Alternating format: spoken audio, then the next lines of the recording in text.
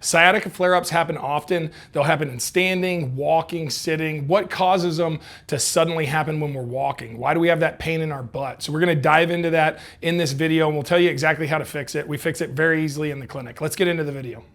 Sciatica flare-ups suck. So it can happen when we're sitting, when we're standing, when we're walking, but it really causes irritation in our glute and sometimes down the hamstring. What we're gonna do in this video is figure out exactly what's happening so that you know exactly how to get rid of it. We'll give you the tools so that you can.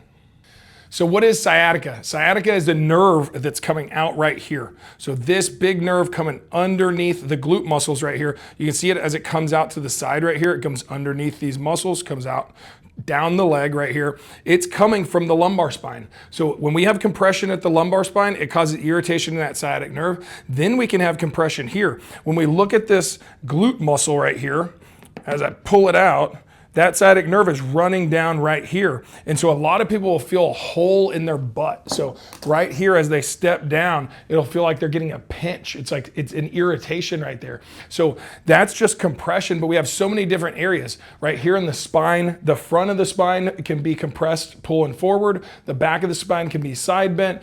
Those things, just tweaking it, just tapping that nerve makes those muscles seize up around it. And then the muscles coming over the sciatic nerve, they'll get irritated and tight.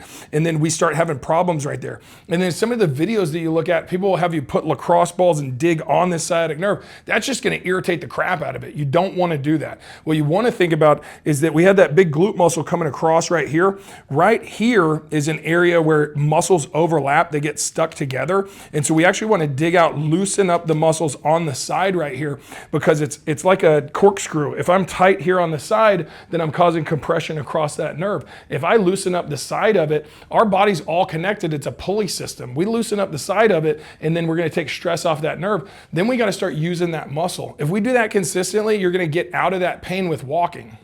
Something to be aware of when you're standing is that I'm standing like this. I've got this psoas muscle that pulls me forward. So it's pulling, it's a hip flexor, but if my hips are really tight, then it pulls on my lumbar spine. It pulls me into extension. So if I'm standing up, I wanna shift my weight back to my heels. When you shift your weight back to your heels, it'll line up your spine better. We get into a bad habit. Things are in front of us, so we start tilting forward. We get into a bad habit of doing that, and then we start having problems with our back. We need to just shift our weight back. That'll get rid of some of that compression, but we have something better later in the video, so follow us for more videos like this so you can get rid of these problems.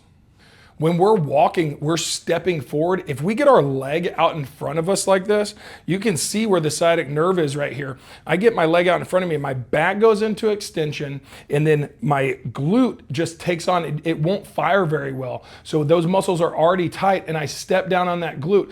Any pressure on that glute starts pressing on that nerve. It's already irritated because it's irritated up here. So the best way to get rid of it is actually to loosen up the glutes and loosen up those hip flexors, but then we have to fire up those muscles. So we're going to show you in 3 steps exactly how we do that.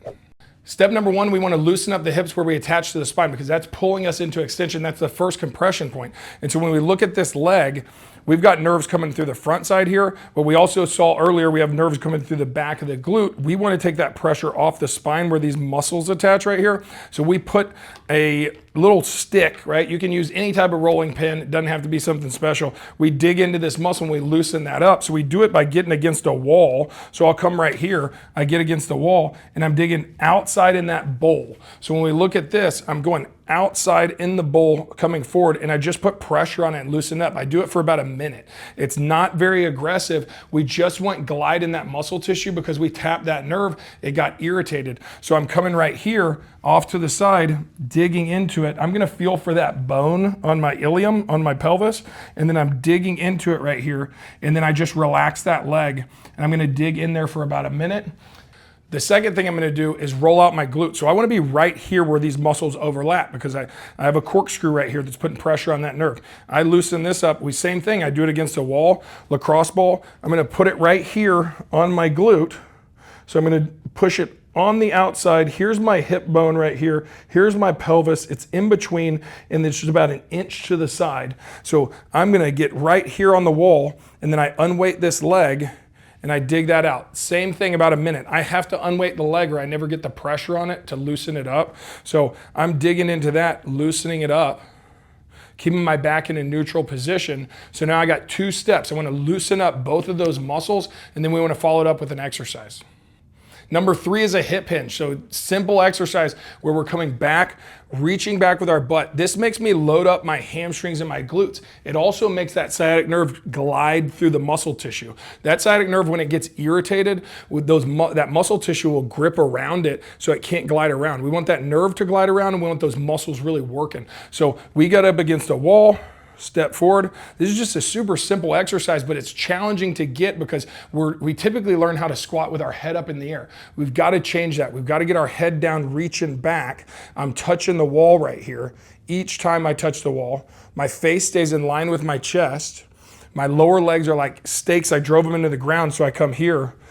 Don't lock your eyes on anything on the wall, because we go into back extension, that's gonna make it worse. This is a challenge. So if you have a partner or a friend at home that can look at this, it's really important that you get this movement pattern down, because when you have sciatica, when you're stepping down, when you're walking, the fastest way to get out of it is every hour, we do 1 minute digging out this muscle on that side, we do 1 minute digging out this glute, and then we do 10 repetitions of that hip hinge. You don't have to go down far. We're reaching back, coming back up, reaching back, coming back up. We're just loading up those hamstrings and glutes and getting glide through that nerve and firing up the right muscles.